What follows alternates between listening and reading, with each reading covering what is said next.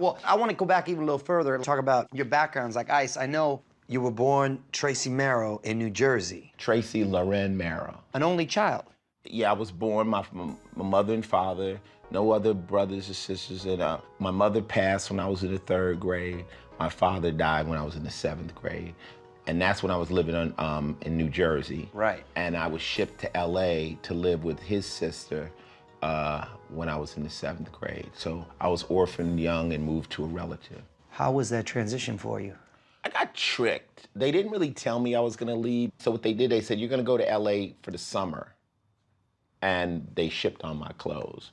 So I was kind of bitter. I was totally with somebody that I wasn't familiar with. And you know, I didn't know any of the kids, and moving kids at that age is kind of crazy.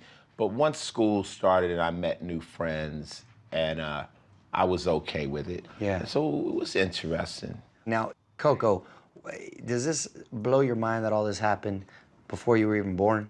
Yeah, I know. Isn't that crazy? Is it true that your parents met on the set of Bonanza? Yeah.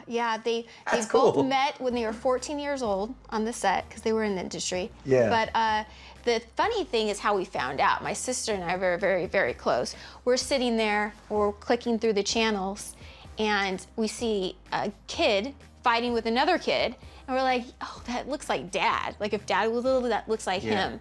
And then my mom goes, oh yeah, that is your dad. Well, what a trip that they met on one of the longest running shows of Bonanza, and now you happen to be married to a guy who's on one of the longest running shows. Yep. So you're like a good luck charm. I know. She showed it. Yes. So how'd you get the name Coco? My half-brother couldn't say the word Nicole. So it went from Coco to Coco. So it's just a nickname for Nicole. Yeah. And how would you describe your childhood? We were bouncing around a lot. So I actually lived with my grandma in Palos Verdes for quite some time. And then my mom got sick. She got cancer. And the doctors told her that she had 1 day to live. She told us her goodbyes. And then she ripped out everything in her body that she was hooked up to. And she moved to Albuquerque to work with a holistic doctor. And that's how we ended up in New Mexico. So how did the move end up working out for your mom? Well, when she worked with the holistic doctor, she drank certain teas that shrunk the cancer.